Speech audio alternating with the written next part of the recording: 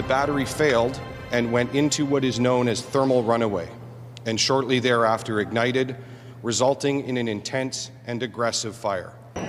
Toronto's fire chief is outlining the dangers associated with lithium-ion batteries. His warning comes after an e-bike battery sparked a fire on a subway on New Year's Eve. Good evening. 3 people were taken to hospital as a result of the fire Sunday. The TTC says it's examining similar incidents in other transit systems in order to prevent future occurrences. CTV's Sean Leithang has been following this story. He joins us now live with more. Sean. Well, Michelle and Nathan, a rather scary incident from New Year's Eve when you see how fast the fire escalated. Also, the number of fires similar to this from e-bikes are going up and these lithium-ion batteries. But it's a difficult situation, the chief says, because these items are everywhere. A scary incident on the TTC from New Year's Eve has fire officials raising caution. A fire inside a subway car at the Yonge Sheppard-Station, creating concern over lithium-ion batteries. The fire resulted from the failure of a lithium-ion battery pack that provided the power source to an e-bike. The operator of the bike was sent to hospital with serious but non-life-threatening injuries. As can be seen from this video, the fire escalated rapidly, and Chief Pegg says fires from lithium-ion battery-powered devices are a growing concern. In 2022, there were 29 fires in Toronto that resulted from the failure of a lithium-ion battery. In 2023, the number of lithium-ion battery fires in Toronto increased to 55. Last fall, 2 fires from e-bike batteries were reported at the same building in Toronto's Yorkville area. E-bikes and scooters are legal on the TTC, and when asked about the possibility of changing regulations to ensure that nothing like this can happen again, Chief Pegg says they are working closely with the TTC, but they must also accept the reality of the situation. We're talking about devices that are everywhere.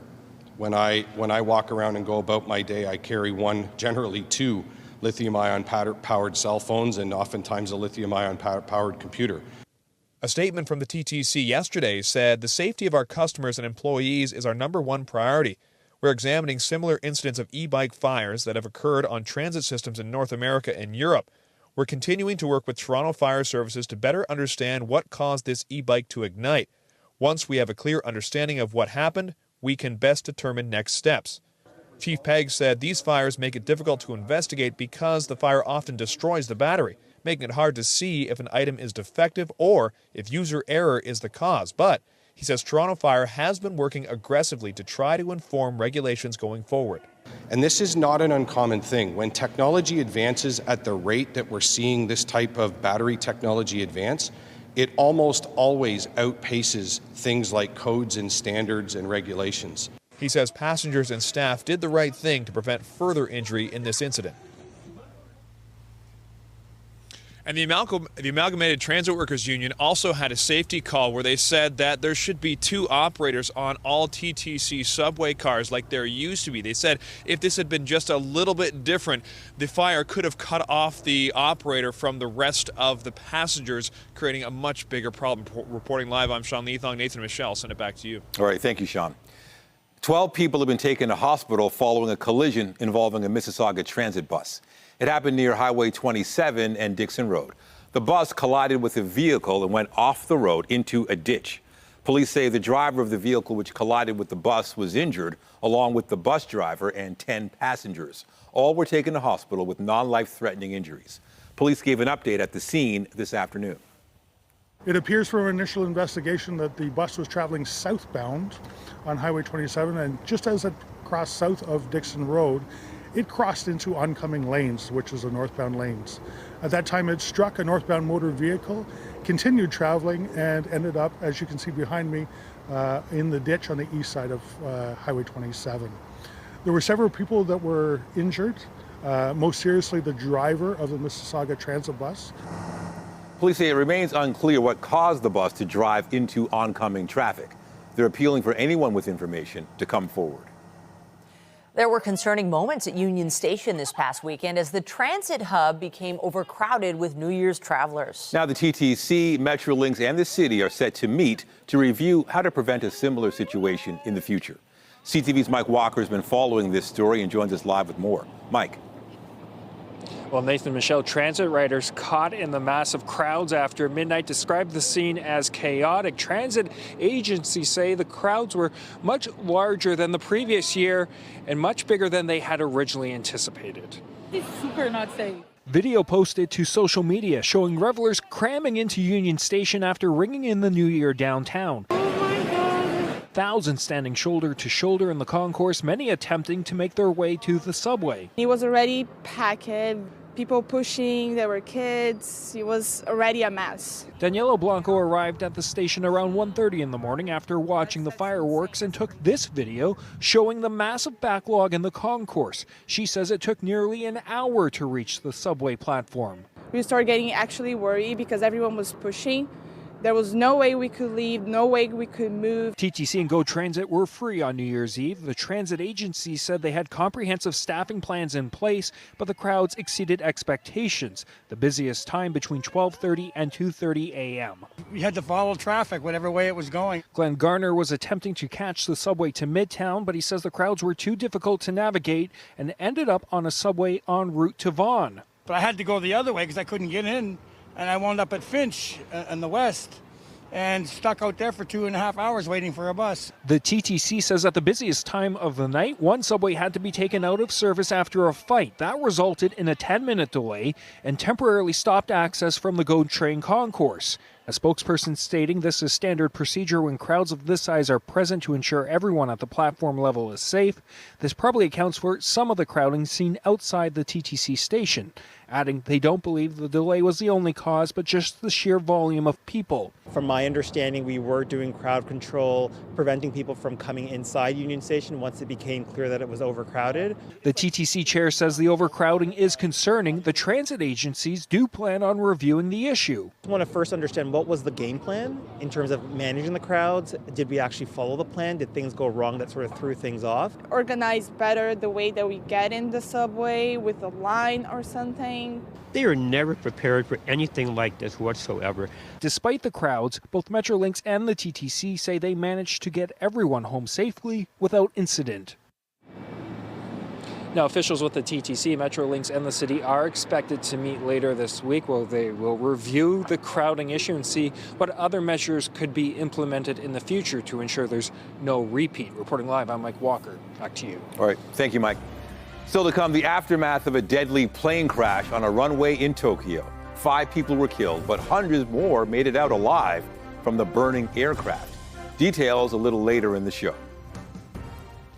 Cannabis users will soon have more choice of where to buy. The province has announced it's doubling the number of pot shops which can operate across Ontario. CTV's Beth McDonnell has been following this story. She joins us live tonight with more. Beth.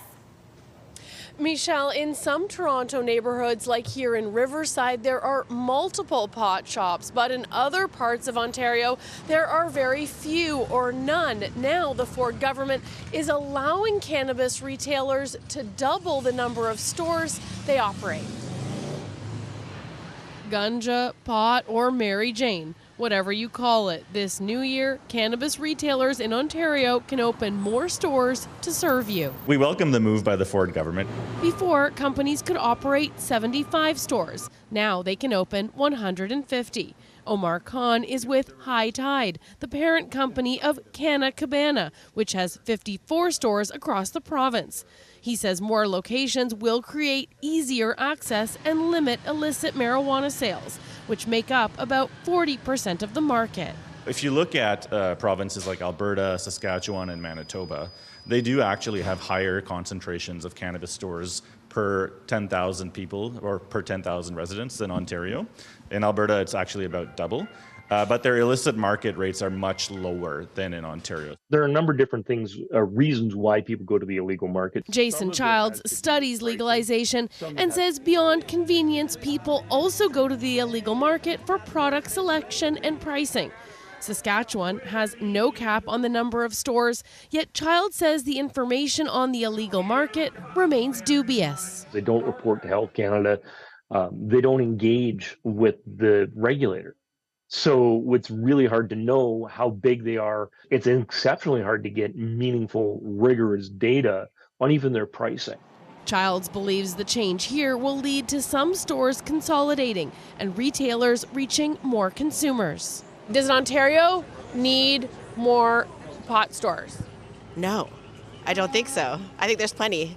I absolutely think there's plenty. At every corner you see this corner you probably see like 4 or 5 in the block. I feel like we're good. Doesn't really bother me or upset me in any way. If that's what Ontario needs, then sure. I feel like the access could be better, maybe in specific areas, for sure. Khan says while clustering exists in some places, he believes there is demand in other parts of Ontario, with convenience the key to having consumers access age-protected, Health Canada tested and approved products. The cannabis industry is a competitive one since pot was legalized just over 5 years ago. Reporting live, I'm Beth McDonnell. Back to Michelle and Nathan. Thank you, Beth. Well, more news in a moment, but first, here's a live look at our city tonight. Look at that ice rink. Very busy on this January 2nd, and the temperatures are all around seasonal. The weather we're experiencing is where it should be. Very January weather. Michelle Jobin, what are the current conditions specifically? You know, even a little touch mild today. A normal high for this time of the year, Michelle, would be around -2 when we got to 1. So very much in this vicinity of where we should be, but certainly milder than we're going to be later this week. And the conditions, as you asked, on the cloudier side. And I do promise that will be more sunshine as we get later into this week. However, that's coming along with the cooler conditions we'll experience. Winds out of the west sustained at 28 kilometers an hour, up to 41 kilometer hour gusts right now. And so that has been giving us a bit of a wind chill. It does feel like -6 as we're sitting at 0 degrees. Overnight tonight, not too bad in terms of our low. We're looking at a low -1 for perspective. -8 is a normal low at this time of the year. We're going to feel like -6 with the wind chill, increasing cloudiness and at times chance of flurries. We have the potential for seeing some lake effect starting to set up. So we're going to talk more about that coming up. That's going to affect areas north and west of the city and southern Niagara region. And I'll let you know when we can expect more of a chill in the air coming up. Back to you, Nathan. All right. Thank you, Michelle. After more than a decade, construction at the intersection of Yonge and Eglinton is almost finished. CTV's Alison Hurst has more on the impact the ongoing work has had on local residents. Anticipation has been brewing for years at this Yonge and Eglinton pub over the end of construction. It's a good start for the year. I'm looking forward to a better 2024. Mid-December, the intersection reopened all 4 crosswalks after years of construction headaches and delays for the community. Owner Estevan Martinez says it's light at the end of the tunnel. Since 2015, things started to change. The construction was in front of our store, and slowly we saw the decline in sales, about 40%. Construction for the Eglinton Crosstown began in 2011 with a scheduled opening of 2020, but delays have derailed the project. The CEO has not committed to a timeline, but the TTC hinted it could be open by September, with the allocation of funds in this year's budget to operate it. Staff note that still may change. Construction has impacted businesses, and we worked very hard as BIAs, as the local business community, with our councillors and everybody else at the City of Toronto to mitigate as much of that as possible. The opening of this intersection has those who live and work in the area cautiously optimistic. I think it's amazing now because it used to be when I would step outside that I wouldn't know which direction to take. It would be like a little maze. I think that Torontonians have been really discouraged by this kind of delay. It just seems completely unacceptable after so many years. I'm going to hold my breath, but it'll be great. It does feel more open, and the air feels a little cleaner and safer on the roads, but I'm still pretty pessimistic. A spokesperson for Metrolinx says in part after constructing the largest and most complex station on the line underneath the existing 1950s subway station, the final stage of construction at Yonge and Eglinton included restoring the local landscape and utilities. Martinez hopes the sidewalk in front of his restaurant is reopened soon. It has been about 8 years since the construction came in front of our store. Like here is where they pull out like part of the drilling machine. And in the last little while, it's been very hard for our business because we have no access to Yonge Street, so we lose a lot of the patronage. So Metrolinx expects the remaining work will be completed early this year. Alison Hurst, CTV News. Toronto played host to the first ever professional women's hockey league game yesterday afternoon. And while the Toronto side didn't come out on top, the Hockey Hall of Fame is marking the historic occasion. CTV's John Musselman's been following this story and joins us live with more. John. Well, Nathan, we got a tour of the archives here at the Ford Performance Center where the Hockey Hall of Fame stores all of its items, and 4 key items from yesterday's game are heading to the Hall of Fame. Shelton with her stick on that, and she gets it! Ella Shelton scores! History is hers! It was an historic moment, the first goal ever scored in the new Professional Women's Hockey League. To be a part of that historical moment, and with the group we have has been so special and so fun that feels more like a team goal than a personal goal. And the stick and the puck from that game are now headed to the Hockey Hall of Fame. It will be part of a new exhibit honoring the Women's Professional League. Craig Campbell is with the Archives Department at the Hall of Fame. So you're looking at the first goal, first game-winning goal, first shutout, first win in the league's history. And it's wonderful for women's hockey and for young girls to aspire to. 2,500 fans attended yesterday's game at the Mattamy Athletic Center on Carlton Street. Toronto lost 4-0 to New York. Off of the face-off win, and you can see the net front presence there, the screens, but it's Ella. The PWHL features 6 teams: Toronto, Ottawa, Montreal, Boston, New York, and Minnesota. And it says it's the first women's hockey league to boast the best players in the world under one umbrella. Parents and kids at this hockey camp today say the new Women's Pro Hockey League is entertaining, competitive, and inspirational. What about the professional women's hockey? They started yesterday, their first game. Did you watch it? Yeah. What did you like about it? How women get the chance now to prove their skills. Oh, I think not just role models, but I think just the opportunity for one day that could lead them into the with I know my daughter has spoken about potentially going in as a management role. And now seeing like Haley Wickenheiser with the Toronto Maple Leafs and assistant general managers, this is fantastic. The Toronto team was on the ice for practice today at the Ford Performance Center. This man's daughter plays on the Toronto team. Fantastic players. Now that young girls can see they can be pro, it's just going to build the game and the sport even more. I think it's really good. I think it's a good opportunity for women to play hockey. The PWHL season will be 72 games. Toronto's next game is this Friday in New York. And the Hockey Hall of Fame says it's working on setting up a display downtown so people can see the pucks and the stick. Reporting live, I'm John Musselman. I'll send it back to you. Thanks, John. Still to come, disappointment meantime at the World Juniors. Canada bounced out of the tournament in the quarterfinals. More on their disappointing loss to Czechia a little later in the newscast. Some of the video in this next report may be upsetting. Investigators in Japan are working to figure out the cause of a deadly plane collision today. An airliner collided with a Coast Guard plane on a runway in Tokyo. CTV's Annie Bergeron-Oliver reports. Japan Airlines Flight 516 had just landed from the Sapporo area when the plane suddenly burst into flames. I feel this very, very warm sensation in the left side of my face. And I look to the left and I see flames all over the windows. And the plane starts to shake and all the lights turn dark and everyone starts screaming in Japanese. Preliminary reports say the ferocious flames ignited when the packed Airbus A350 aircraft collided with a Japanese Coast Guard plane getting set to take off. The Bombardier Dash 8 was on the runway, heading to Niigata to deliver aid to victims of Monday's devastating earthquake in western Japan. We don't know if they were cleared onto the runway into the path of the 350, whether they were on the wrong runway, they're not exactly sure right now. So it'll be great to hear what happened from the air traffic control transcripts. And that communication between air traffic control and the two airplanes will likely play a key role in the lengthy collision investigation to determine exactly how this tragedy happened. The airplane did its job here. What we think what happened is that this was pilot error. Somebody, probably on the Japanese Coast Guard side, taxied onto that active runway when they weren't supposed to. The crash killed 5 of 6 people on board that Coast Guard plane. Only the captain escaped.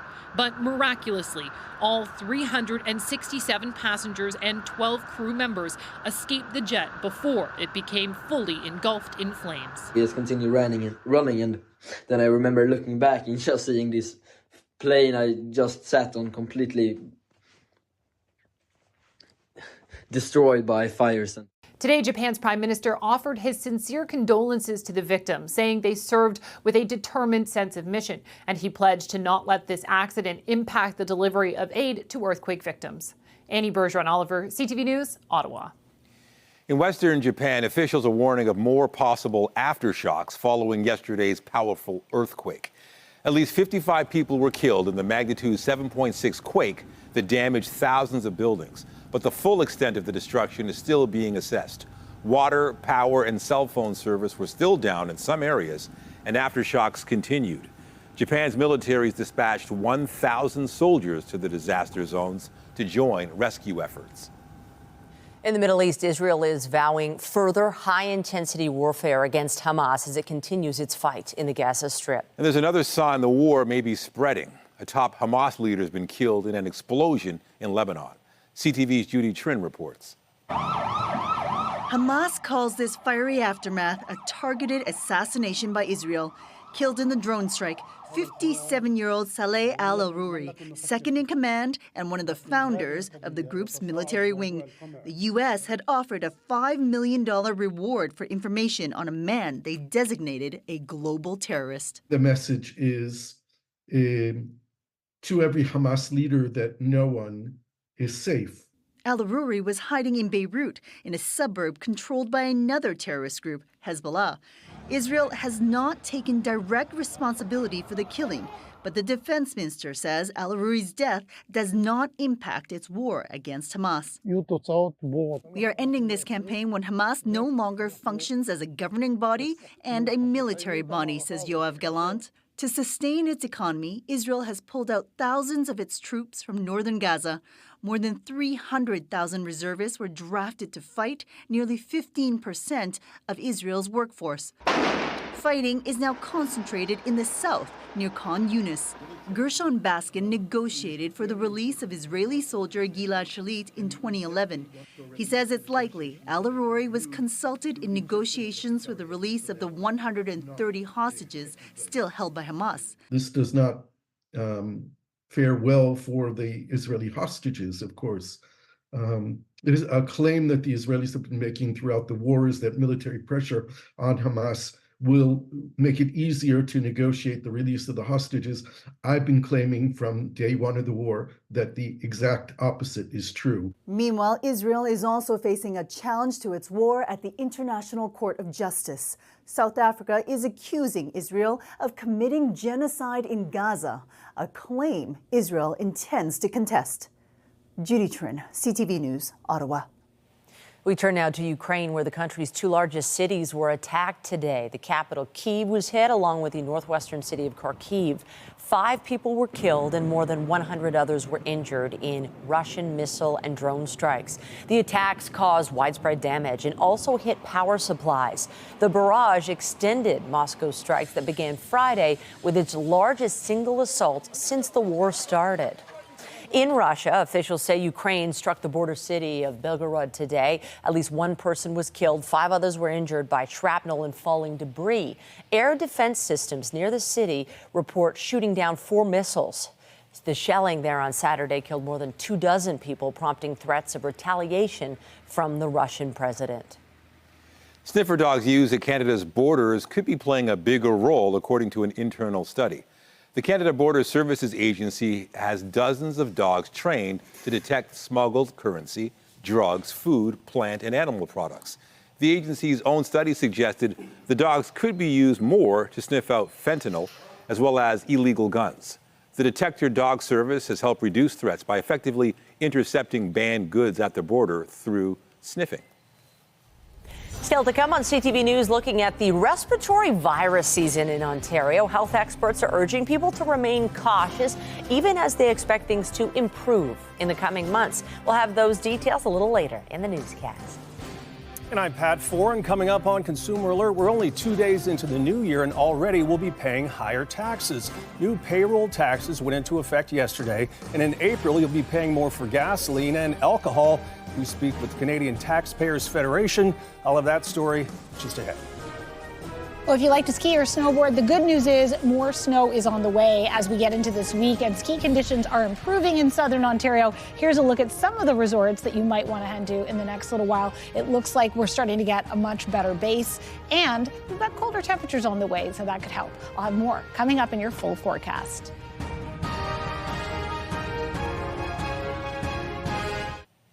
New federal tax changes went into effect on New Year's Day, meaning many people will see a little less on their paycheck. Tax increases mean you'll be paying more into the Canada Pension Plan and employment insurance. Here's Pat Foran and Consumer Alert. Pat. Thanks, Michelle and Nathan. The tax hikes come at a time when many Canadians are struggling. And according to the Canadian Taxpayers Federation, we can expect more increases in April.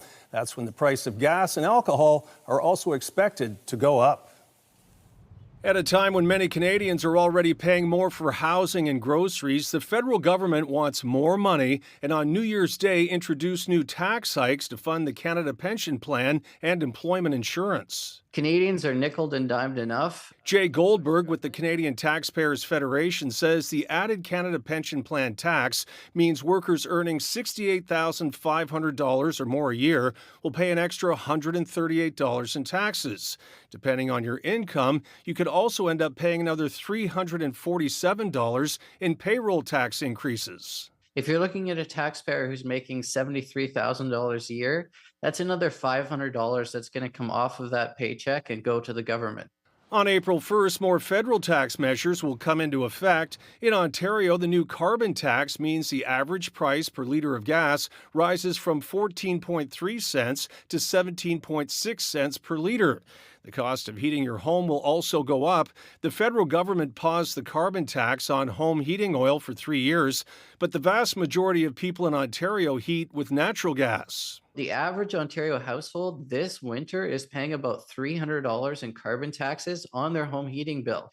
The increase on April 1st is going to mean that next winter you'll be paying closer to $400. Also on April 1st, the federal liquor escalator tax will go into effect, increasing liquor taxes by another 4.7%. You can't find an alcoholic beverage in this province where less than half of the cost is taxes. The Federation says while payroll taxes have already kicked in, the group is urging Canadians to tell their elected officials to say no to new carbon and liquor taxes. Now, you may have heard that our very own Pat Foran is set to receive the Order of Ontario. Pat joins us now to discuss the honor. Pat, congratulations. This is such a huge, much-deserved honor. We're very proud of you. How you feeling? Thank you very much. You know, it was a great New Year's Day, I have to tell you that. They actually gave me the call a few weeks ago, but I didn't know when it was going to be announced. It was announced on New Year's Day. I've been hearing from friends and family and coworkers like yourself and also CTV viewers. So it's been very nice. It's quite an honor. And also, I just want to congratulate the other 24 people who also received the same honor. And Pat, this segment has been going on for 30 years. I mean, how much has it grown over that time? Well, it's been going on a long time, and when we first started, of course, it was just a few dozen complaints. But now, as you know, we get hundreds of complaints a week, and we try to pick out the ones where we can help people get their money back, but also to maybe serve as a lesson to others about all the frauds and scams that are going on. So there's certainly no shortage of complaints. And I just want to also say thank you to CTV News for employing me in this job where we can help people. And thanks to both of you as well for these kind words. Oh, goodness. Please. Still going strong. All the best. Congratulations. Thank you so much. Congratulations. And we're not going to know yet when the actual ceremony is. No, they announced this yesterday, but I'm not sure when it's going to be. I think they're running a bit behind. But when I find out, we'll let you know. Of course. Well, I think we'll be there, too. Thank you, Pat. Congrats. Okay, thanks, everybody. All right, take care. If you have a consumer story idea, email us at alert@ctv.ca. All right, the kids are still home from school, and we had a light dusting of snow, which was kind of nice to see a couple days ago. I feel like it was kind of nice because we sure had a Christmas green holiday. There's lots of holiday left for a lot of people. If the crowd at Nathan Phillips Square is any indication, let's get to Michelle Jobin for what's happening in the weather department. There's some sun on the horizon. There is indeed, and I think that's what people have been missing the most. Of course, a lot of people missing snow because of the holiday season or because they like to do winter activities that require snow. We're getting cooler temperatures this week that will also bring on a little snowfall north of the city, and we're also going to get some more sunshine, so that's some good news. Weather is brought to you by train. The most reliable heating and cooling brand. It's hard to stop a train. So temperatures today, as I mentioned earlier, were still sort of seasonably mild because we got, to the above zero range, and normally our high for this time of the year would be -2. We're sitting at 0, feeling like -6. Winds have been pretty gusty out of the southwest, close to 50 kilometers an hour at times. Widespread cloud cover for the most part. We have had a few sunny breaks, but today is not really the sunshine that we've been hoping for, and we'll have a fair bit of cloud cover through the overnight period. It is possible in the GTA we could pick up some flurries. This could be minimal, and that's because we are seeing some lake effect that is sort of being active through the overnight period and into tomorrow, north of the city and potentially over for Prince Edward County and very southernmost Niagara region. I'll show you that coming up, but not too uncomfortable in terms of our temperatures for the overnight period. We do have that wind chill tomorrow up to 2, so we're about 4 degrees above our normal for this time of the year. It'll feel like -3. Winds a little less gusty tomorrow. They're going to start to intensify as we get through the overnight period tomorrow into Thursday, and that's when we see a shift. We'll also see clearer skies. We'll see a few peaks of sun tomorrow, though, for the GTA. Not so much in the areas that are going to be prone to this lake effect. And you see we've got this weak trough line in the area. In behind it, this frontal system. The cold front is going to change things up considerably, but the dip into colder temperatures, it's short-lived. So I'm going to show you how this plays out. As we get into the overnight period, you see those lake effect bands setting up. They're also, like I said, Prince Edward County, we're also seeing that just shy of Niagara region. I think if they're move a little bit one way or the other, we'll see a little bit more snowfall if you're in southern Niagara region. So that's first thing in the morning. So be aware this can be poor visibility on the road, sudden whiteout conditions. This is not as much snow as we often get in these snow squalls. There are no watches and warnings in place at this time, but isolated amounts of 5 to 10 centimeters in the Muskoka region, not out of the question. Also perhaps for parts of the Bruce Peninsula. And you can really see tomorrow night how things shift in terms of the wind direction as that front comes through. Winds out of the northwest, 30 to 50 kilometers an hour. So tomorrow night will be quite cold, and we dip into this brief pocket of colder air, and then we get into slightly milder air relative to the season, milder air. So 2 degrees again tomorrow, then dropping into -6 overnight, feeling like -14 tomorrow night. Thursday, it's going to be quite cold, -4, feeling like -10, gusty during the day. More sunshine though, cold overnight into Friday where we're a little bit milder, we get some sunshine. And then temperatures stay, again, seasonably mild right through the weekend, maybe a little snow on Sunday. Back to you, Nathan. All right, thanks, Michelle. Still to come, a new scam is taking advantage of the popularity of the drug Ozempic. Consumers are being urged to watch out for websites claiming to sell it at a lower price. We'll have the details when we come back.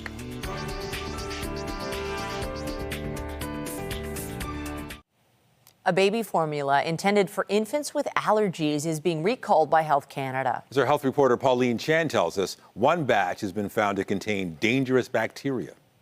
The product in question is labeled Nutramigen A+ LGG hypoallergenic, made by Enfamil. The size being recalled is the 561 gram and the 4-pack of that size. The problem is contamination with a dangerous bacterium called Chronobacter sakazakii. They're ubiquitous organisms. In other words, they're found all over the place in water and soil and, of course, animal feces and so on. So it's everywhere. But it's rare that you get illness from it. But when you do get illness, it can be serious. The Health Canada recall says do not consume, use, or sell the recalled product. Instead, throw it out or return it to the place of purchase. If your baby consumed some of the recalled formula and you think they're sick, contact your doctor right away. It leads to a septicemia. In other words, it's a blood infection, bacteria in the bloodstream, which leads to a meningitis, which can infect the brain. This is normally affecting neonates, newly born infants. This is the group that's mostly at risk here, mainly because their immune system is not fully functional yet, and they're very vulnerable. But the case fatality rate among this group, if they do get this rare infection, can be as high as 50% or even up to 70 or 80%. The recalled product bears the batch number 07-04376 ZL3FVY, and there are 2 UPC codes involved, 056796 004982 and 904985, with the expiry date January 2025. Pauline Chan, CTV News. Well, if you or your family got sick over the holidays, well, you were not alone. Infectious diseases specialist Dr. Isaac Bogosh offered his thoughts on the respiratory virus season ahead. People sort of take a step back and think to themselves, was I ill or were people I know ill? The answer is most certainly yes. We know there was a lot of this circulating, and certainly we saw a lot of this in the hospitals. We'll probably see a peak of influenza in the next couple of weeks, and then it'll start to decline. COVID will probably decline soon as well, and there probably will be a spring wave like we've seen in past years, and RSV will start to decline as well early in this calendar year. Bogosh is reminding people the best way to protect themselves is to get vaccinated as well as stay home when you're feeling sick. A warning tonight for anyone looking to buy diabetes drugs like Ozempic online. There's a new scam to be aware of. BC's Better Business Bureau says there are websites claiming to sell the drug at a lower price. Some will even offer virtual consultations with someone posing as a doctor. Ozempic is prescribed for type 2 diabetes, but it's also being used off-label for weight loss. Snoop Dogg will serve as a special correspondent for NBC's coverage of the Paris Olympics this summer. The rapper's duties will include attending competitions, exploring landmarks, and visiting with athletes and their families. Snoop is no stranger to the Olympics. He previously served as a commentator for the horse riding competition at the Tokyo Games in 2021. That was for NBC's streaming service, Peacock. The Stars Tonight is brought to you by Lastman's Bad Boy, court-approved liquidation sale. Still to come, the money CEOs made in Canada broke a record in 2022. We'll have more on the increased earnings for top executives when we come back.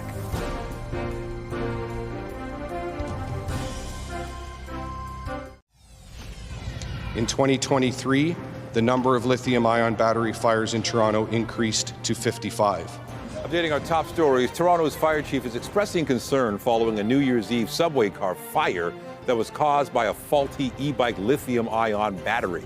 There were also 2 e-bike battery fires last fall. The chief also warns the batteries are used for many other things like cell phones. Doesn't really bother me or upset me in any way. If that's what Ontario needs, then sure. Ontario is increasing the number of stores that cannabis retailers can operate. They can now open 150 locations, up from 75. Owners say it will create easier access and limit illicit marijuana sales. One expert thinks it will result in some stores consolidating. I'm going to hold my breath, but it'll be great. It does feel more open, and the air feels a little cleaner and safer on the roads. Residents and business owners are welcoming the recent reopening of all 4 crosswalks at the intersection of Yonge and Eglinton. They've endured over 10 years of construction on the Eglinton crosstown, with hopes the project will be completed soon. Remember to keep up to date day and night through our website, ctvnewstoronto.ca, and by downloading the CTV News app. And if you ever have a news tip, photos or video breaking news, let us know. In business, stock markets have begun the year on a down note. With more, here's Andrew Bell from B&M Bloomberg. Hello there. Shares fell on the first trading day of the new year amid fading hopes that interest rates are actually coming down soon. America's tech-heavy NASDAQ composite dropped almost 2%, dragged down by weakness in Apple, as an analyst at Barclays said iPhone demand is cooling. Mind you, the US S&P 500 index, a broad measure, is up more than 20% in the past year, while Toronto is ahead about 8%. Oil dropped more than $1 today to trade below $71, despite fears that attacks by Houthi rebels in Yemen on ships in the Red Sea will disrupt supplies. Checking in on the markets, the Canadian dollar was at 75.01 US cents, down about half a cent. Oil changed hands at $70.38, down $1.27. And the TSX Composite finished the day at 20,872.14, down just over 86 points. That's the latest in business. I'm Andrew Bell of B&M Bloomberg. An overwhelming number of Air Transat's 2,100 flight attendants have rejected a new tentative contract. CUPE says more than 98% of the votes cast were against the December 14th agreement. Reuters is reporting the deal offered pay increases of about 18% over 5 years.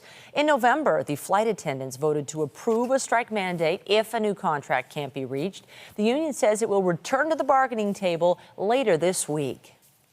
Canada's 100 highest paid CEOs set new records with their compensation in 2022. The Canadian Centre for Policy Alternatives says the chief executive officers were paid an average of $14.9 million. That was up from $14.3 million in 2021. Hourly, the CEO's average pay in 2022 was over $7,100. That was 246 times more than what the average Canadian worker earned. The chief executive of Restaurant Brands International topped the list, followed by the CEO of Dye & Durham. Only 4 of the top CEO earners were women. In sports, Canada's bid for a three-peat at the World Junior Hockey Championship ended today in heartbreaking fashion. 20 seconds to go in the third. Fremont works in, drops it back to Beher. And now Stanzel shot, scores! Stanzel with a shot that deflected by Rousseau. And with 11 seconds to go in the third, the Czechs have retaken the lead. Say it ain't so. Czechia scored in the dying seconds of regulation to advance to the semifinals. The 3-2 loss was even more disappointing after the Canadians fought back from an early 2-goal deficit to tie the game with overtime looming. And then suddenly their tournament was over. It feels like, the world's ending a bit. It's such a unbelievable opportunity for all of us in our careers, and you never really know if you're going to get another look with representing your country or playing on such a global stage. The inch didn't go our way tonight. We had bounces that went the other way, and that's when you play the game long enough. There's times where you're on the wrong side of it. This was Canada's first ever loss to Czechia in the medal round. The game was a rematch of last year's gold medal contest in Halifax, which the Canadians won 3-2 in overtime. The Maple Leafs will be taking on the Los Angeles Kings tonight in their first game of 2024. Now Yarncroke, Domi over the line, into the slot, scores! Timothy Liljegren has his first of the year. The Leafs are coming off a 3-2 loss to the Carolina Hurricanes on December 30th. The team's made some changes heading into the new year, including sending struggling goalie Ilya Samsonov to the AHL and calling up Marlies goaltender Denny Hildeby. Puck drop for tonight's game against the Kings is set for just after 10:30 in Los Angeles. The Raptors took on the Cleveland Cavaliers last night with a couple of new additions hitting the court. Barnes attacking. Allen comes over. Barnes swooping through the paint with the bucket. The game came down to the final seconds, but the Raptors managed to hold on for a 124-121 win. Pascal Siakam scored 36 points. New additions, RJ Barrett, Toronto native, and Emmanuel quickly scored 19 points and 14 points, respectively. The team will be back on the court tomorrow to take on the Memphis Grizzlies. Still to come, has been an incredibly lucky start to the new year for one person south of the border. We'll have more on someone taking home the Powerball jackpot when we come back.